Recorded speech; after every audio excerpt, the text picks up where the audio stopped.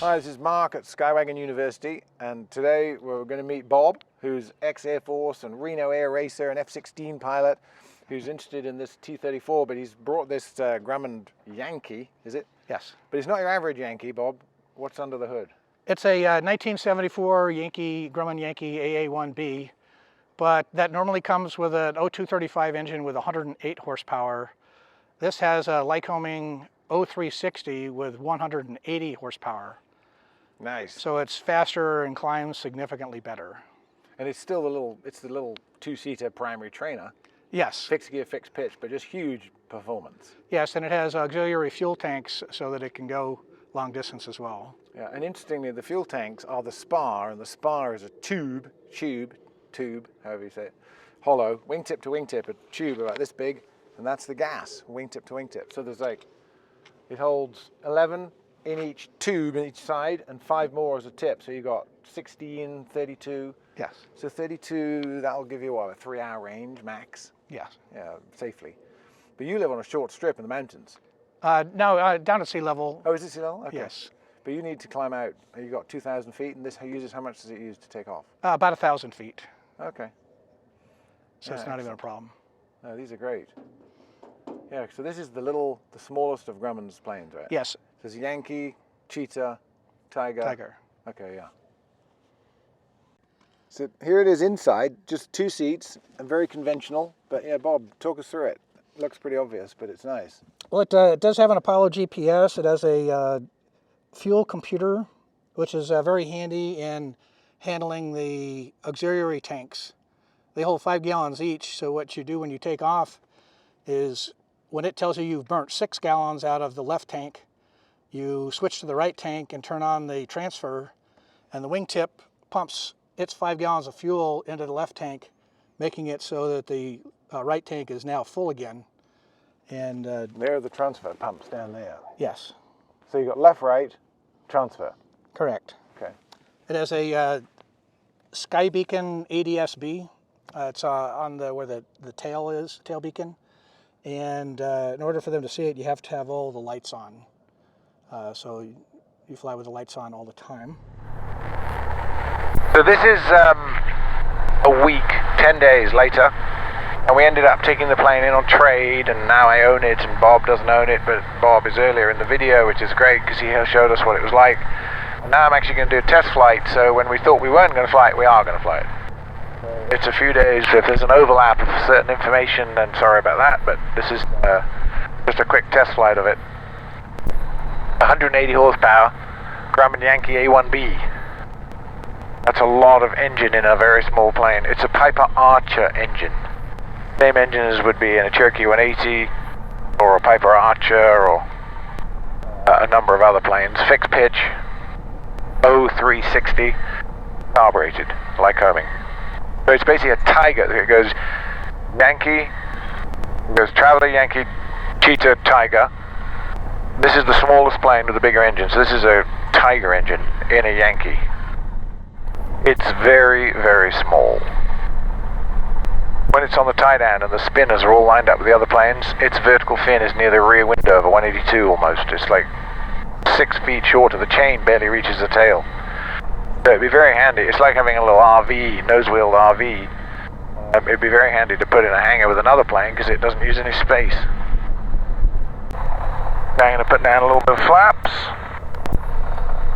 Very good visibility, so I can check final and entire airport environment without even turning the plane. Quick run up. Left, right. Both. Heartbeat.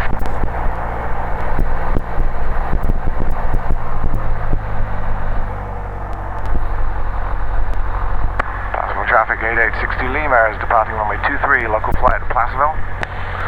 Finals clear.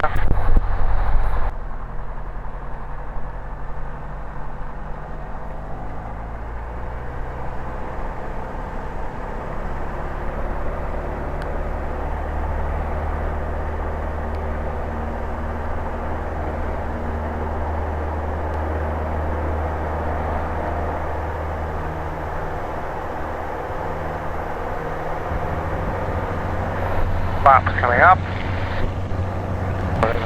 Tiny amount of them that there are.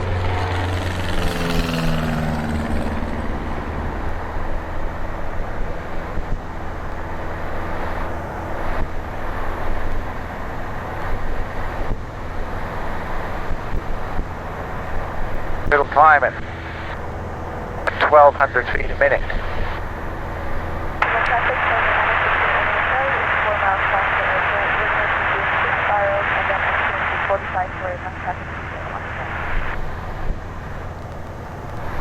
And it's got a roll response like a little fighter. Backing off the RPM a bit. She's pretty keen to go into the yellow.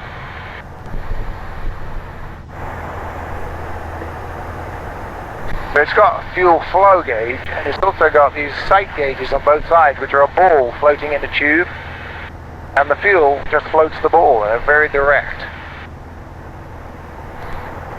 Placerville, 62 Lima, left hand, wind 23 Placerville.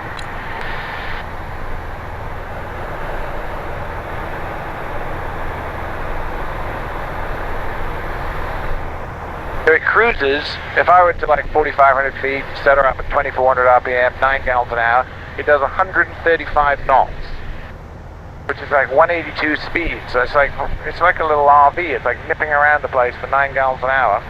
550-pound useful load, 30 gallons of gas, baggage in the back, 2 people. A great cheap runaround, fast though, and very good if you're in the mountains or high performance or wanting to get out of a high altitude mountain in a little plane. Big engine. These are normally 112 or 109 horsepower, very small. This is 180. Short, small wing, so it does want to get up to about 70 before it takes off and lands though. Lower down a little bit. Placerville, 62 Lima's on left base, 23 at Placerville. A little bit of flaps. The flap indicator is the flap. You just look out the window and there it is. About 12 inches away. And you can fly it with the canopy open 6 inches. I'm not going to because it's cold. More flaps. Placerville, 60 Lima's on final, 23 Placerville. Look at the visibility in it. It's a bubble.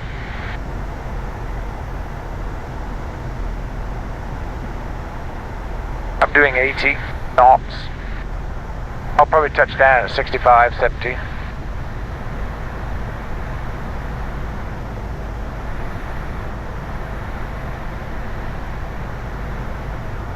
Interestingly, I've not touched the trim and it's been very, very well coordinated the whole way through the flight.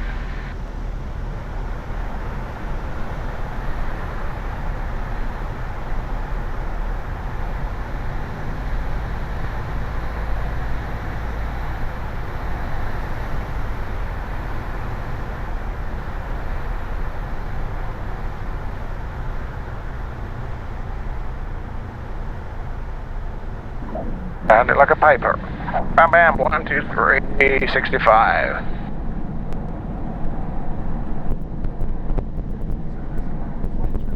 So as a primary flight trainer, it was not as popular as some of its competition because it has this short, stubby, high-performance wing. So you have to land it at like 65, 70 rather than 150. You could land it at 50. So they didn't catch on as well as Grumman hoped they would. But they're great if you've already got your license and you just want to go fast for not a lot of money. And Placerville, 60 Lima, exiting, clearing 23 at Placerville.